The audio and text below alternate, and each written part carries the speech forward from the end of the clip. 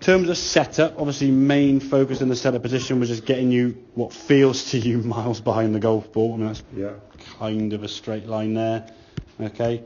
And the blue line obviously representing where the hands are there. So you're not really that far behind the ball. Certainly nowhere near as much as you thought you were in this situation. There's obviously the time where you just keep going this way and you could get too far behind the ball. There's obviously too far behind, too far in front, kind of somewhere in the middle you want to try and get right.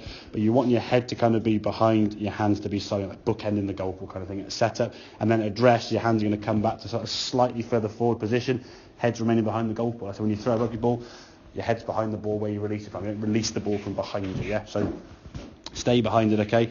In terms of the backswing though and the feeling, now you've got a bit more space because you're swinging with the ball further forward.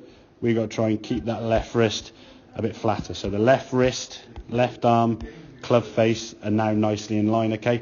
Again, you did sometimes on occasion in the first, I did bow it too much, where the left wrist kind of went like that, and that's obviously too much. The club face now would point to the sky, and that would really hook it, okay? What we will find, I think we see in this shot, on this case in here, as you come back, because the club face now was squarer than you're used to, you came back in, the ball just started a bit to the left and just kept going further left, okay? Obviously, there's a tendency for you to swing the club and don't go right and you tuck your arms in. With that ball being further forward, though, you find it a lot easier now to throw your arms to target, because in some ways you're hitting the ball a bit later. If you throw a rugby ball from back here, your arms would have to tuck up. You throw them in front of you, you've got a bit more space to swing your arms out of target as you go through.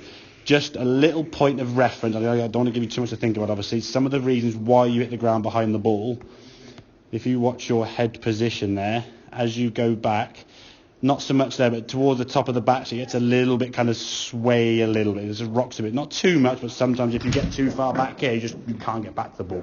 And that's when you bottom out. Focus on that left wrist. As I say, try and get purposeful practice in terms of the shots you hit. So if you're on the range hitting balls, the first half dozen, warm up, short shots, 50-60% sort of shots, build into it. Then you go into the second shots, or second sort of phase of the practice.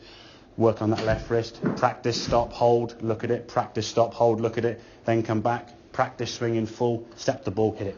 Almost don't think about the shot when you're in the golf ball, okay? It's just a kind of continual movement right the way through. So the swing is not thinking, but your practice prior to that is always sort of, checking that, and then hit it. Okay? That kind of makes sense? Yeah. Good man, very, very good.